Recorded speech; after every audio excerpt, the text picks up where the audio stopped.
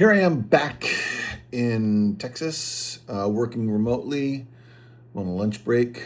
What time is it? It's 2:30 here in Texas, and it's a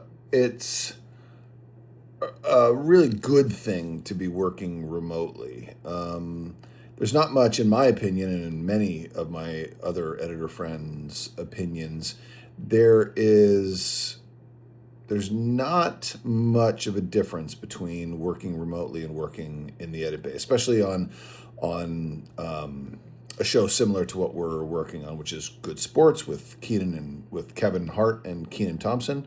And the only exception to that is it's because the producers want us there so that they can just walk in and have us do whatever they need us to do, which is 100% exactly what we should be doing.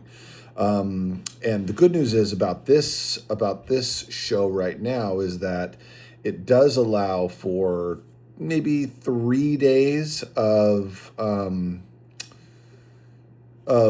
where remote working, 3 to 4 days actually, of remote working makes sense and is completely doable because there's stuff that the producers don't need to be in the edit bay. But when everything is getting ramped up for making sure that the show is going to go off without a hitch, which is Sunday and Monday, though, and then of course the editing the show on Monday night for Tuesday air, there's probably 42 hours of really, really hard, intense work that you can't really rely. I mean, everybody has to be it's kind of all hands on deck, really.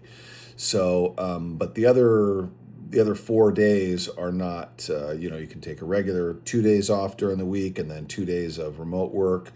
But then 3 days of the hardcore heavy lifting stuff. So that's I'm really grateful that I was able to come home for a few days to work remotely, and it's a blessing and it's a wonderful thing. But for those of you who want to edit, I've been thinking a lot about the content that I kind of want to create for editors, and the most important thing that I want you to understand if you want to be an editor is it's not just knowing how to push the buttons. It's knowing how to be creative with technology, and the same could be said with AI. You have to be, hopefully, if you're going to be using it, which I mean everybody seems to be using it these days, is you have to be very creative with it. Otherwise, it's just regurgitating, it's repackaging. I don't want to say this, but okay, I'll say it. It's just repackaging a turd. Comes out as a turd. Actually, it's taking stuff that's already existed and then turning it into somebody else's style. So that's not. I really don't consider that creative. I really don't. It's not creative. If you're going to take it, tell you what, why don't you take one episode of Good Sports and say, hey, I want this show to be repackaged with Kevin and Keenan as babies or as dogs. That's not creative. It's not creative at all. You're taking something that already exists and you're saying, change it to this, or change it to, anything you can think of. However, anything that you can think of